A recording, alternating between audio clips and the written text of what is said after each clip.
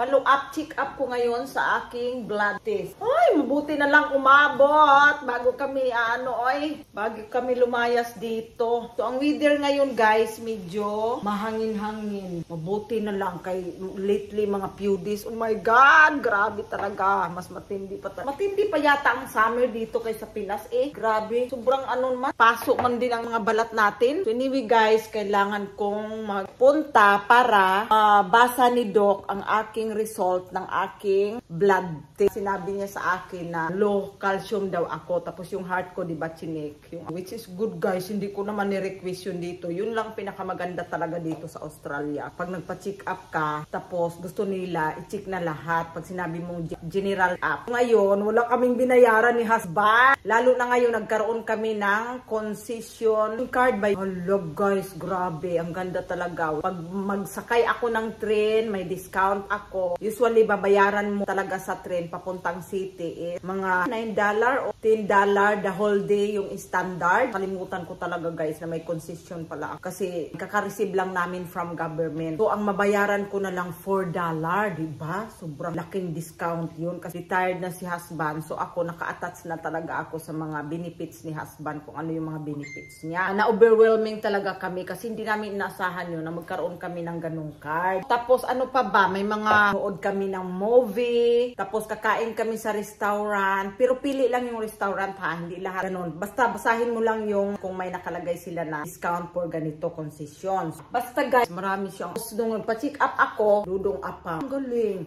Tapos todo check up na yun, yung blood test ko pa, yung heart ko pa, chinik nila. Tapos ngayon pa, malalaman ko mamaya kung magbabayad kami o hindi. Paalis na kami guys. This way talaga ako.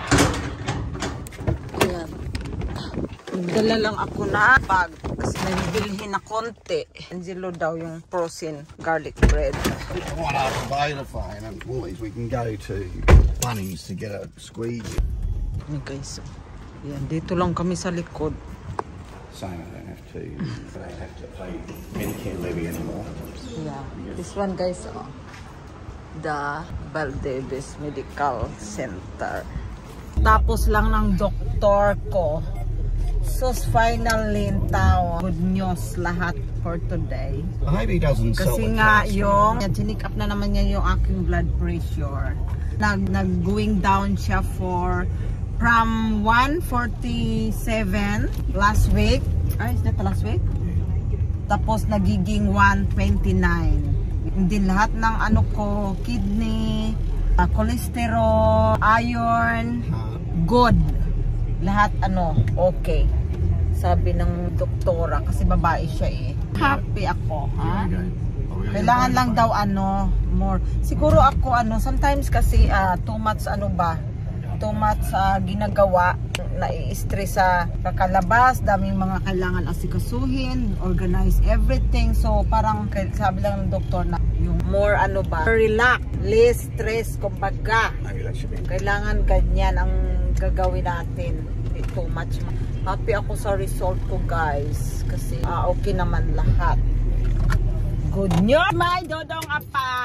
Happy wife, happy husband. Yes, that's right. So, pupunta lang kami na calls. Budapon muna guys kasi ayusin ko na talaga yung aking number dito. Maglilis na ako ng bill kasi nga sobrang mahal. Bumili na kami ni husband ng squeegee. Going home na yan ang squeegee na yan para isi na lang sa kanila ba pag may mga dirt sa shower. Kasi wala pala kaming squeegee, I realize. Tapos na yung mga aming mga lakad-lakad for today. Galing sa doktor, punta ng shopping, food shopping, yung mga ulang. Tapos mamaya babalik na naman actually sa husband dito kasi lahat ng wheels ng sasakyan kailangan palitan. Nakita ni husband parang medyo hindi na okay. Kaya papalitan na lahat siya talaga. Grabe, bago kami talaga makalayas dito. Fully makalayas. Alright guys, yan lang ang aming video for today ni Dodong Apa. Wala, may delivery yata Ayun yung mga nagdi-deliver na. Wala na, na-miss out na natin. So yung car na yan, pala yan lagi siyang nandyan. Matagal na daw yan, sabi ng mga anak ko. Sa gabi wala siya. Park here. So ito na kami. When I get ready. Arrive na sa aming bahay. When I get back Yeah. from the tyres, I want to put it in. Okay. Dahil mamaya nga alis pa siya uli. Mga to? 2 PM lang? Yeah, I got to go up. Appointment. I go about 1:45. It's only just up the road. Diyan lang naman up the road. Another $1,500. Go! Another $1,500 para sa gulong na ito.